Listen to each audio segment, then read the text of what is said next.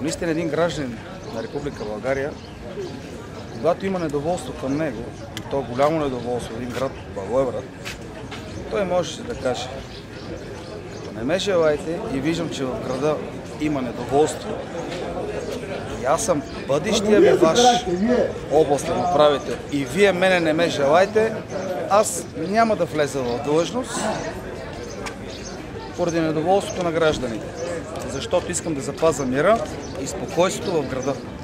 Това е един истински българин, а не да се насажда напрежение. Това искам само да кажа.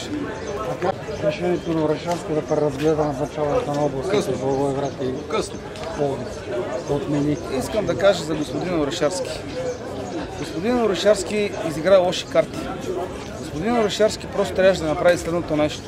Да чуе гласа на хората, да чуе бедността, да чуе неволите, да тръгнаха по пътя, по който бяха тръгнали протестиращите с техните искания против монополите, против образованието, против медицината, против статуквото, в който живееме.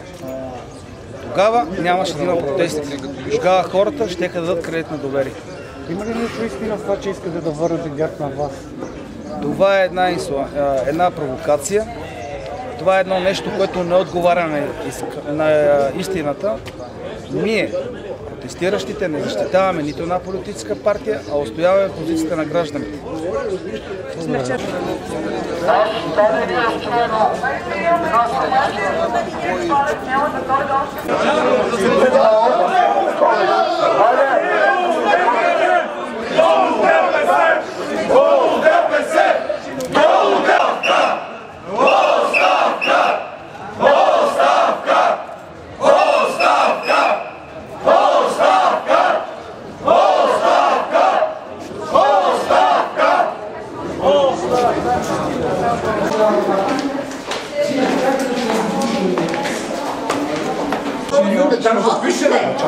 Заместник областния в най-критичния момент. Преди четиха в Петър за заместник областен. И пише по български да си няма в най-критичния момент. Ама няма областен заместник.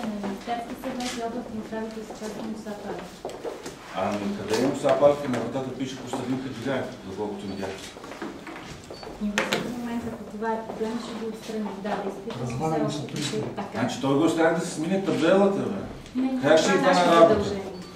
Това е наше задължение. Добре, след като не идва на работа, как ще взема заплата накрая? Вчера влезна през хората, днеска го няма. Държавата е това. Значи търсим оставка на правителството. Че правителството Обозначава на определени лица. Той не се обозначава. Аз си питам вас къде. Това е въпрос, на който само той може да отговори къде. Не ние. Идеята беше. Вчера беше ли само една държавна администрация да не знае къде си преките ръководители в момента. Един бил фокус, някакъв.